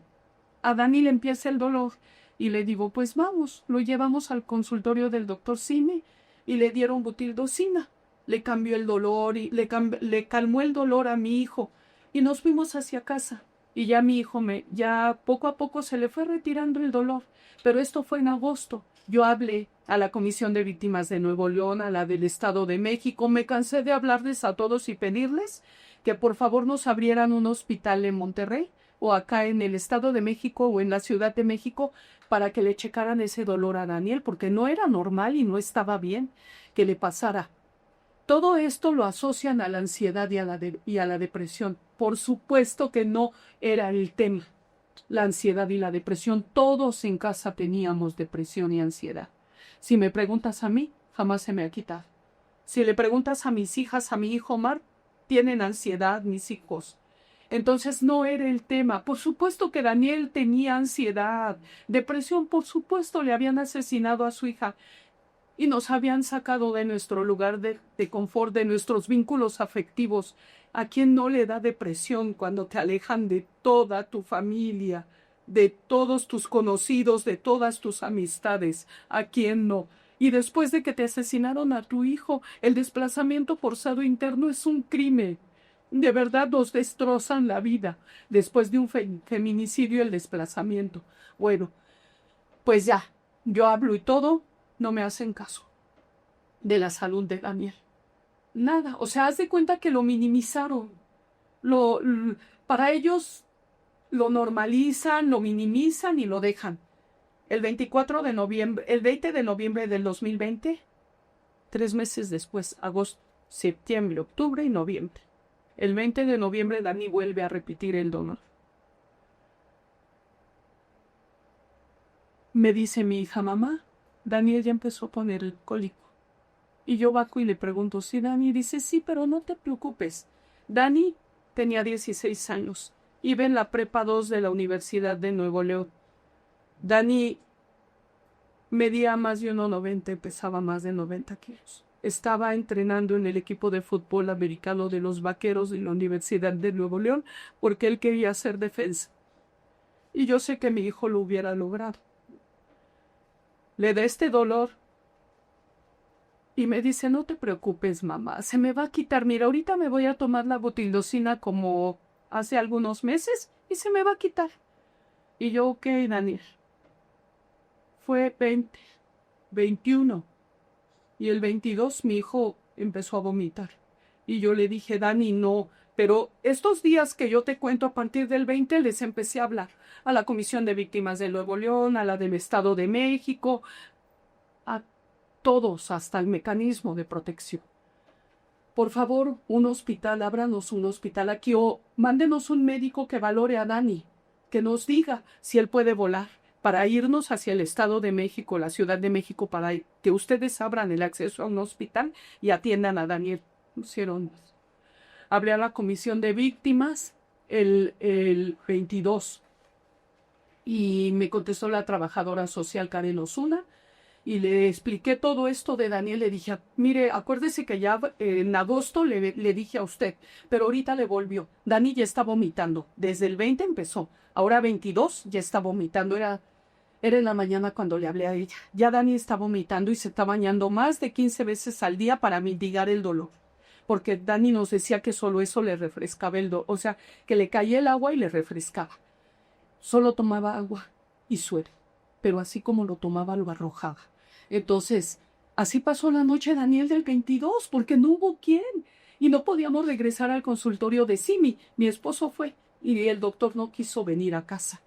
Fue a otro consultorio de ahí cerca de la colonia, de un médico, o sea, aparte, ¿no? Particular, y no quiso, tampoco quiso venir. Recordemos que estábamos saliendo del COVID. Era 23 de noviembre del 2020, estábamos a finales del COVID. Entonces, ya nosotros, el 23, mi esposo se levantó muy temprano y se fue a trabajar porque él trabajaba de Uber. Y yo le hablé y le dije, no sabes qué, ve, porque tú te fuiste y Daniel subió y sigue y va. Incluso mi hijo me decía que ya el dolor era más fuerte. Y mi esposo se regresó y su novia de mi hijo Omar me dice, oiga Lore, ¿por qué no llevan a Dani al hospital materno infantil? que es infantil, lo van a atender, tiene 16 años. Y yo, bueno, eso fue lo que hicimos. Llegó mi esposo y nos fuimos al hospital materno. Primero que nada, al materno infantil. Cuando llegamos nos proporcionaron una silla. Dani caminaba, hablaba y todo. Tú lo veías, solo se sostenía aquí por el cólico que tenía ya tan fuerte. Y fuimos, y ya entramos, nos dieron la silla y entramos y mi esposo fue a estacionar el coche. Después, el médico de urgencias lo metió y le hizo el triage a Dani. O sea, todo lo que lo pesan, que lo miden, le hicieron la prueba de COVID, era negativa. Y ya después de que le hicieron todo esto, el triage, me dieron la hoja y me dijeron, siéntese en la sala de urgencias, señora, ahorita que bajen los médicos van a hablar con usted. Pero me preguntaron, así como eran muy insistentes, tanto el vigilante de la entrada como el médico de urgencias, bueno, el de enfermero o médico, eran muy insistentes en que cuántos años tenía Damián, porque 16 años y 1,90 y pues mi hijo era muy, muy alto. No era robusto, era así como muy... Y entonces me dice, ¿de verdad tiene 16? Sí. Y ya.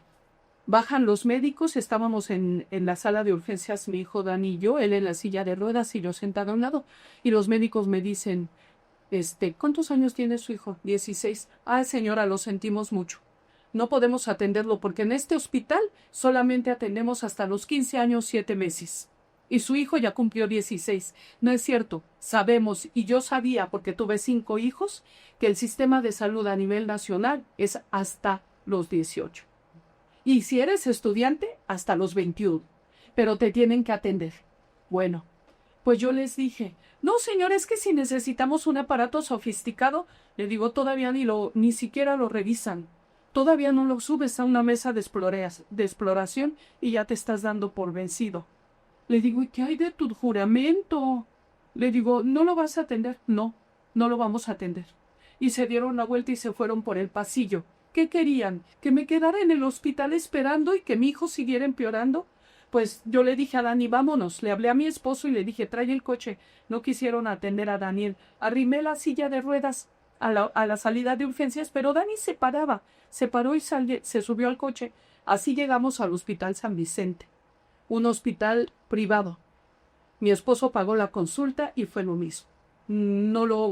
Con el triage del materno, no lo pesó, no lo midió el doctor, no lo revisó para nada, no lo subió a una mesa de exploración y me dijo que Dani tenía una fuerte crisis de ansiedad. Le dije, no es cierto, doctor. Mi hijo tiene un dolor abdominal y está vomitando desde tal día. No lo atendió. Me dijo que me iba a dar un envío. Una hoja de envío para el hospital universitario. Y yo respiré y dije, oh, qué bueno. Le dije, ¿por qué no se puede quedar Daniel aquí? Dice, porque tenemos personas de la tercera edad contaminadas con COVID. Y Daniel no tiene COVID y lo puede contaminar. Le digo, ¿pero no le van a hacer aunque sea un estudio? No. ¿Tiene ansiedad? No, doctor. Tiene un dolor abdominal. No me hacían caso. Llegamos al universitario, fue lo mismo. Mi esposo nos dejó en la sala de urgencias, fue a estacionar el coche y fue lo mismo. La enfermera sí lo pesó, sí lo midió en urgencias, pero se llevaron la silla, se llevaron a Daniel en la silla de ruedas porque yo no podía pasar el filtro. Habían bastantes personas en urgencias quejándose de que no les daban informes, que ya habían llevado a sus enfermos y nadie les decía nada de ellos. Entonces llega mi esposo y me dice, ¿dónde está Daniel, era nuestro niño? ¿Dónde está el niño? Y le digo, se lo llevó la enfermera. Y le dice, no, métete, escucha todo lo que están hablando, ve por él. Y me metí, me brinqué el filtro y me eché a correr por el pasillo de urgencias y pues el policía se fue atrás de mí. Venía una doctora de frente y me dijo, ¿usted es la mamá de Dani? Sí, me llevó al consultor, pero lo tenían sentado así como estás tú, frente a la doctora. Había otros que yo digo que eran estudiantes que estaban ahí, otros médicos y ella. Y yo le dije, doctora, ¿no le van a hacer un estudio? Y me dijo, no. ¿Tiene ansiedad? Le digo, no tiene ansiedad, tiene un dolor abdominal y está vomitando. Todo lo que toma lo vomita. Desde el 22 no come. ¿No lo va a atender? No, me dijo que lo iba a mandar al hospital psiquiátrico de la colonia Buenos Aires. Y le dije, no, doctora, sí, él necesita ansiolítico y antidepresivo, señora, y aquí no tenemos. ¿No tienen? No. Le digo, ¿y por qué no le hacen un estudio, un ultrasonido, algo? No, señor. Él tiene ansiedad. ¿Qué podía hacer? Agarré y ya me dieron el envío para el universitario, me entregó mis demás envíos que le di, mis hojas de triage de los otros hospitales, y me salí con mi hijo. O sea, ¿qué puedes hacer si ellos son los doctores, si ellos te están diciendo, ¿no? Y ya me salí, en la sala de urgencias ya estaba la licenciada de Trabajo Social Nora Mendieta, de la Comisión de Víctimas de Nuevo León, y ella nos dijo que ella nos guiaba hacia el hospital psiquiátrico. Y le dije, bueno, le digo, dice, yo lo conozco. Nos subimos al coche mi esposo, Daniel y yo, y nos fuimos siguiendo a la licenciada de Trabajo Social, nos llevó al hospital psiquiátrico, y en el hospital psiquiátrico solamente entré yo con Dan. Igual nos dieron en la entrada, en el filtro, nos dieron una silla y entramos nuevamente. Y resulta que llegando el psiquiatra bien prepotente, ¿qué tiene su hijo, señora? Le digo, es que usted es el doctor, dígame qué tiene. ¿No lo va a pesar? No, dígame cuánto mide y cuánto pesa. Pero si le acababa de entregar todos los triage que me acababan de hacer, porque le acababan de hacer a Dani, ahí decía su peso y su medida, ¿por qué no los haya? Ni siquiera los quería leer. Dígame cuánto pesa y mide Daniel. Le digo, es que usted ahí tiene una báscula. Péselo y mídalo. Daniel se puede levantar. No, señora, ¿qué usted no lo puede hacer? Le digo, mire, doctor, yo sé que Daniel pesa 90 kilos y mide 1,90. Pero eso fue cuando le hicieron el certificado médico para entrar a la prepa. Y Dani ya tiene más de un año en la prepa. Ya pesa mucho más y mide más. No me hizo caso. El chiste es que le habló a un enfermero y se llevaron a Daniel. Y le dio una hoja, una receta. Y a mí me extendió 2 recetas y me dijo que Daniel yo tenía que regresar al siguiente día, que porque mi hijo iba a llevar un tratamiento de ansiolítico y antidepresivo por 1 año y medio. Y que ellos me iban a dar el medicamento, que al siguiente día tenía que estar yo ahí con él. ¿Basado en qué, señora? No nos conocían. O sea, para que tú puedas diagnosticar ansiedad o ataques de pánico, tienes que conocer. O sea, no nada más con verte te voy a decir, tú tienes ansiedad, y te dan ataques de pánico. No, o sea, no entiendo. Yo no entendía hasta ese momento qué era lo que estaba sucediendo en todos estos hospitales. Bueno, pues en cuanto se va Dani, con el enfermero me dice, ahora sí, señora, cuénteme, ¿por qué está así su hijo? Y le digo, ya sé, doctor, ya sé por dónde. Dani es víctima colateral de un feminicidio de su hermana. Ya ve, señora, y no quiere que su hijo tenga ataques de ansiedad. ¿Usted nunca ha tenido? Le digo, claro que sí, pero yo no vomito y no dejo de comer. Y a mí no me duele el abdomen. Por supuesto, le digo, pero ese no es el tema. El tema es el dolor abdominal.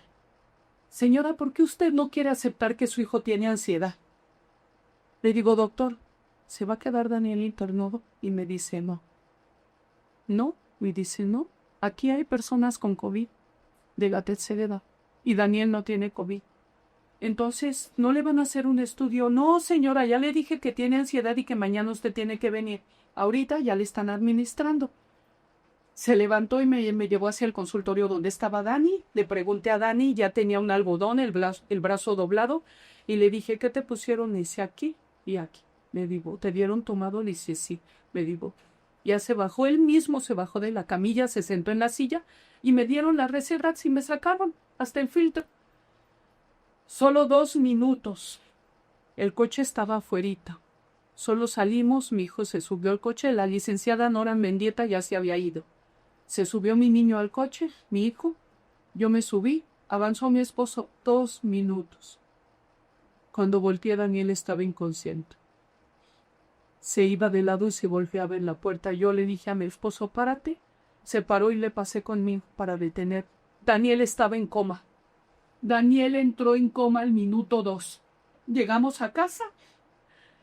Mi yerno, mi hijo, mi hija, la novia de mi hijo, mi esposo y yo tuvimos que sacar a Daniel porque no podíamos con él.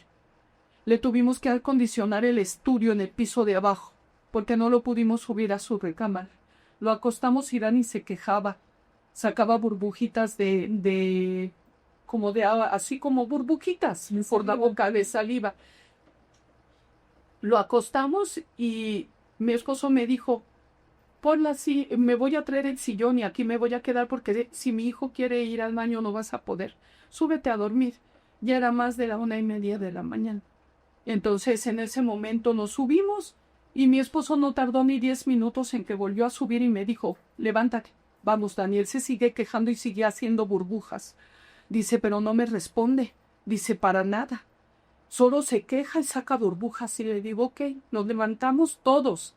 Y ya nos acompañó mi yerno y mi hijo para detener a Dani atrás. Y ya nos fuimos, llegamos al universitario nuevamente. Esta vez no nos esperamos, mi esposo y yo corrimos. Nos pasamos el filtro y por el pasillo de urgencias. Nos interceptó una doctora y un doctor. Y nos pararon. Así en seco nos pararon. Y nos dijeron que nos regresáramos a casa, que le hiciera efecto el ansiolítico y el antidepresivo a mi hijo. Y la doctora le sacudía el hombro a Daniel y le decía, Daniel, despierta. Daniel, responde. Daniel, la vida continúa, tienes que echarle ganas. Y yo le dije, doctora, cállese. ¿Ellos qué sabían? ¿Le iba a echar ganas de qué? O sea, ¿qué sabían en realidad? Y le digo, doctora, cállese y no le haga así. Tal vez le escuche, pero no le va a responder. Me dijo, regrésense a su casa, no lo vamos a atender. Se metieron a un privadito que estaba a un lado del pasillo, ella y el doctor, y salieron y me dijeron, mire señora, a usted le voy a recomendar un grupo de sanaciones y regresiones espirituales. Dice, y llévese a Daniela que le haga efecto el ansiolítico y el antidepresivo allá, en su casa. No lo vamos a atender. Nos tuvimos que ir. La negativa fue rotunda. Nos fuimos. Llegamos a casa y al siguiente día fue un médico a ver a Dani, como a eso de las 2 de la tarde. El médico nos dijo que lo mantuviéramos sentado, que le compráramos Inshool, que yo le diera masajes en los brazos, en las piernas, para ver si respondía. Mi esposo le preguntó que si se podía bañar y le dijo, sí, váyelo, a lo mejor el baño le ayuda a despertar. Y nos dijo, le dijimos, doctor, internelo, canalícelo a un hospital. Y nos dijo que Dani tenía que despertar. Entonces, pues creímos nuevamente en él. Yo le pregunté si le podían poner un suero a Dani y me dijo que sí. Y me salí corriendo. En cuanto él se salió, yo me salí atrás de él. Él se subió en su coche y se salió de la privada donde vivíamos. Yo me pasé, solo crucé la calle y del otro lado vivía una enfermera. Le fui a hablar y su mamá me dijo, ya viene, señora Lore. Fue por 2 niños, pero ya viene. Se va a parar ahí afuera de su casa y los niños que se vengan y que le ponga el suero a su niño. Le digo, ok.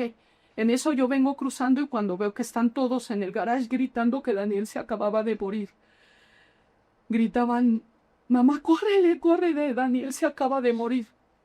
Y entré. Mi esposo y mi yerno y mi hijo lo habían metido al baño a bañar y en el baño se murió.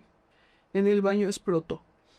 Solo era cuestión de horas para que todos sus órganos colapsaran. Mi hijo estaba en coma desde el minuto 2 de que le pusieron ansiolítico y antidepresivo, 10 miligramos de Valium y 2 miligramos de diazepam. Cantidad suficiente para matar a un caballo y un elefante. ¿Cómo consideran que mi hijo iba a soportar 10 miligramos de Valium y 2 miligramos de benzodiazepam? Daniel jamás iba a despertar y todos lo saben. No sé por qué están haciendo ahora esto. Después nos enteramos que Nora Mendieta, la licenciada de Trabajo Social, habló al sistema de salud de Nuevo León para decirles que allí iba un joven que era víctima y que tenía ataques de ansiedad. Predispusieron al sistema de salud en contra de mi hijo. Nadie hizo nada y asesinaron a Daniel en Monterrey, Nuevo León. 5 años. ¿Quién les dijo? ¿Por qué? O sea, esto es lo que tenemos que vivir. Las víctimas después de un feminicidio, el desplazamiento y la repetición. Mecanismos nacionales de protección simuladores. Autoridades que no hacen su trabajo. Nosotros tenemos que hacerla de peritos, tenemos que leer códigos penales, Tenemos que leer leyes de víctimas. Nos obligan. No tendríamos por qué si ellos hicieran su trabajo. No lo hacen gratis. Pero esto, para mí, el sistema es perverso, es traidor, es corrupto. No son ineptos, porque saben perfectamente lo que hacen. No son ignorantes, porque saben perfectamente lo que hacen. Piensan que porque somos gente humilde y somos mujeres, somos estúpidas e ignorantes. No es cierto, los ignorantes son ellos, y los estúpidos son ellos al pensar que los seres humanos debemos de ser tontos y estúpidos porque ellos ejercen clasismo, ¿no? O sea, porque ellos lo dicen, porque son clasistas, porque son racistas. Las personas humildes no merecen justicia. Pues en este país, bueno, no es en este país, para mí es en todo el mundo. Ningún niño, ninguna niña, ninguna mujer debe de luchar hasta su último aliento con preservar su vida si logra. Lo que sucedió con Fátima y Daniel no se puede volver a repetir. No tenemos por qué esperar 10 años a que la Suprema Corte de Justicia de nuestro país. Yo sí le agradezco a los ministros de la Suprema Corte que hayan tomado este proyecto de este amparo directo 5363-2023 y que se haya hecho este proyecto de sentencia del caso Fátima. Pero no tendríamos por qué esperar 10 años. Pero no tendríamos por qué esperar a que nos asesinen a nuestros niños. No tendríamos por qué vivir la repetición. Si todo esto fuese las investigaciones y el debido proceso se respetar, ¿verdad? No tendríamos por qué luchar 10 años contra todo este sistema corrupto, inepto, omísolo, perverso y traidor. Y no hablamos solamente del poder judicial, hablamos del ejecutivo, del legislativo y del judicial. Todos ellos son un aparato que es y si tendríamos que hacer reformas, lo haríamos con todos. Y si tuviéramos que correr nosotras las víctimas, correríamos a todos. Si el pueblo mexicano se decidiera a correr, correríamos a todos. Nadie sirve ahí. Todos están cobrando por dormir y por no legislar leyes y por no hacer investigaciones y por no hacer su trabajo como debe de ser. Nosotros 10 años para poder lograr llegar a la Suprema Corte. Y con este amparo 5363 del 2023 logramos que la ministra Ríos Partap hiciera un proyecto. Y hoy tenemos un proyecto que le llaman que es histórico y que sienta precedente. Pero me quitaron a mis hijos y ese proyecto 10 años después y 5 años después del asesinato de mi hijo Daniel en Monterrey, Nuevo León, no me los va a devolver. Nada en este país me va a devolver a mis hijos ni la tranquilidad. Nosotros aún seguimos en medidas de protección en este país. Mis nietos tenían 3 años y 2 años. Ahora tienen 13 años y viven en medidas de protección. Son adolescentes y te preguntan, abuela, ¿por qué en este país un asesino puede tener acceso y derecho a que le respeten su vida? 5 años y un asesino está libre, abuela, porque asesinó a mi tía Fati. Y por su culpa y su decisión asesinaron a mi tío Dani. Asesinaron a mis 2 tíos. Pero ese menor, abuela, de 17 años, 8 meses, está libre. Y las autoridades en este país te obligan a respetarle su proyecto de vida, porque él ya pagó con 5 años el haberte asesinado a tu niña y habernos sumido a nosotros en esto, abuela. Te hablan de un sentimiento de pertenencia a los psicólogos, abuela. ¿Cuál sentimiento de pertenencia? Si nosotros vivimos en estas casas que no son de nosotros. Yo solamente tengo una pregunta, señora. ¿Usted cree que hubiera sido mejor que los hubieran linchado? Dígame la verdad, de corazón, como madre. ¿Cree que hubiera sido mejor que los hubieran linchado? Por supuesto que sí, me he arrepentido. Muchas veces lo he pensado y he dicho, posiblemente, yo sé que el hubiera no existe, mi hijo estuviera vivo. Pero el hubiera no existe y no lo hicimos. Y de verdad que sí. Si los hubiésemos tratado, la historia hubiese sido otra, pero yo también sé que quienes hubiésemos hecho esto y tal vez mi esposo y yo estuviéramos en prisión, porque a nosotros sí nos hubieran vinculado a proceso y nos hubiera sentenciado. Yo te hablo de lo que he vivido, de lo que desafortunadamente si a esto se le llama vivir, ¿no? pero nosotros no vivimos. Tratamos de sobrevivir a la pérdida de nuestros hijos y a nosotros nos obligaron a estar aquí. No estamos cuidados. Esto no es nada que podamos desear verdad. Nos olvidaron. Estamos aquí porque nos olvidaron 2 veces al estar aquí. Pero de verdad que yo no le deseo a nadie. Yo no quiero que ninguna familia, que ninguna madre, ningún padre, ningún hermano, ningún sobrino estén aquí, donde estamos nosotros. Esto no se le desea a nadie. Y como te digo, si se le puede llamar vivir, pero no. Yo no vivo. Me cuesta trabajo levantarme y no escuchar a Fátima y no escuchar a Daniela.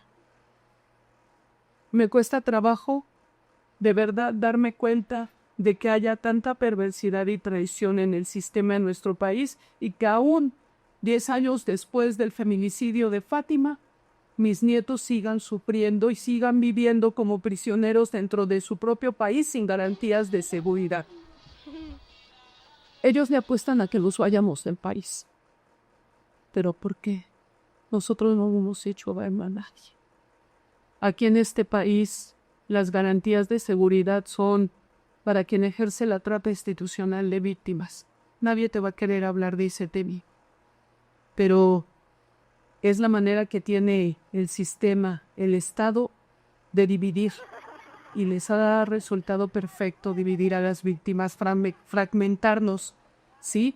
¿Para qué? Para que tu lucha sea tú, Sol.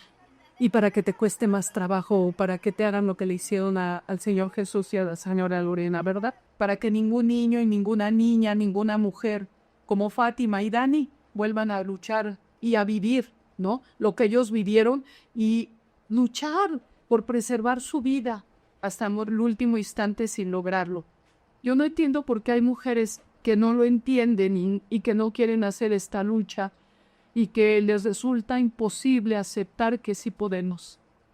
Yo sí entiendo que es el sistema patriarcal, pero espero que en algún momento se arranquen de raíz, desde lo más profundo, ese sistema patriarcal, porque en nada nos ha ayudado hasta este momento. Y bueno, pues yo sigo aquí, en esta lucha. Todavía nos falta el proceso de Dani, pero yo sigo hasta que la dignidad se haga costumbre y por ese gran amor que le tengo a mis hijos, Fátima y Daniel. Sé que ha sido muy dura la lucha, señora Lorena, sé que han sido muchísimos años. ¿Qué sigue para usted? Pues mira, yo pienso que tenemos derecho a un proyecto de vida. Primero que nada, a que si le puedes llamar justicia, que quienes asesinaron a mi hijo Daniel también reciban su castigo. Pero después de esto, que nosotros podamos accesar a un proyecto de vida en un lugar seguro, ¿sí? No puedo decir que con otra identidad, pero en un lugar seguro donde nadie nos conozca, ¿sí? No estoy hablando de salir de mi país porque nunca ha sido el tema en nosotros.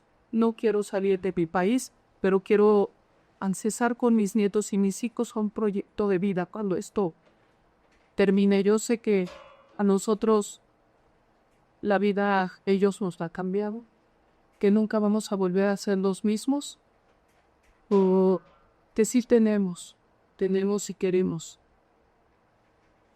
un proyecto y que esperamos que las autoridades cumplan al pie de la letra, así como la Suprema Corte lo dictó, el proyecto de vida de reparación del daño de patria.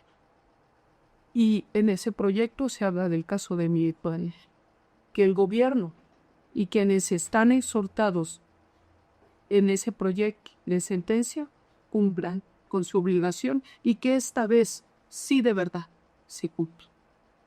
Muchísimas gracias, señora Lorena, por haber aceptado esta invitación a mi podcast.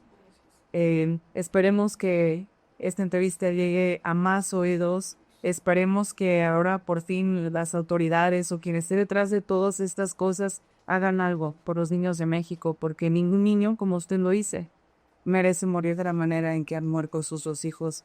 De verdad, esta entrevista fue con mucho respeto, no hablé mucho, lloré demasiado, discúlpeme, pero es algo que yo creo que ha tocado a todo un país. Le deseo tranquilidad, mucha paz y que de verdad logren sus metas a favor de las y los niños, y obviamente que la muerte o el asesinato de sus hijos no quede ahí. Pues de verdad, yo les agradezco a ustedes. Yo lo único que quisiera es que pues todos estos mecanismos de protección funcionaran, ¿verdad? Y que nos garantizaran que no nos va a pasar. Porque ese es un constante, que tú te levantes con esa inseguridad de que hoy sí voy a salir, pero no sé si vuelvo. Lo mismo con mis hijos. Hoy sale, pero no sé si regrese. Mis nietos a la escuela igual. Y yo creo que es bien gravísimo que se les haya olvidado a las víctimas colaterales del feminicidio.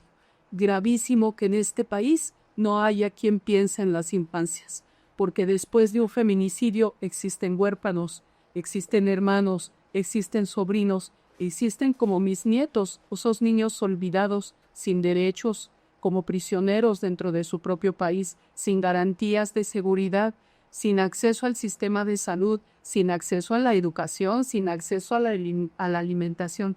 Yo creo que eso es gravísimo y no solamente, no sé si pasa en el mundo, ¿verdad? Pero en México es gravísimo que no haya una sola instancia internacional que se haya preocupado por los derechos de Daniel, porque Daniel tenía derecho a vivir, a existir, a soñar, a ser libre de alcanzar sus metas después del feminicidio de su hermana. Pero aquí no estuvo la ONU, ni Amnistía Internacional, ni la UNESCO, ni ninguna de esas grandes. Bueno, te puedo decir que si vamos hasta los niveles más bajos, ni el DIF nacional hizo jamás, ni nunca van a hacer, porque sabemos de lo que hablamos, ¿sí? Pero nadie estuvo ni nadie está para salvaguardar los derechos. El interés superior de las infancias se les olvidó. Entonces yo creo que eso es un buenísimo tema para tocar en algún momento con las mamás y yo en mi caso con abuela, pero en algún momento con todas esas mamás que tienen huérfanos y como yo, que mis niños siguen insertos, que son niños que ya tienen casi 10 años encerrados, y eso no parece. Y bueno, es momento de despedirnos. Espero les haya gustado este capítulo. Durante las próximas semanas estaremos trayendo este tipo de información a este podcast. Como les digo, con esto me despido, pero mira, quiero enseñarles estas, ¿cómo se reconocerían? Estas siluetas que son obviamente de la niña y del niño. Y vean, voy a despedir con esta fotografía de Fátima, esperando que pues desafortunadamente su asesinato no quede impune y que las autoridades sigan escuchando este caso y que hagan algo por los papás de Fátima y obviamente también de Daniel. Yo regreso la próxima semana con otro episodio. Si les gustó, en el like, compartan y sobre todo comenten y suscríbanse a este canal. Me despido, regreso la próxima semana en Voces Fueron a Kobe. Alex.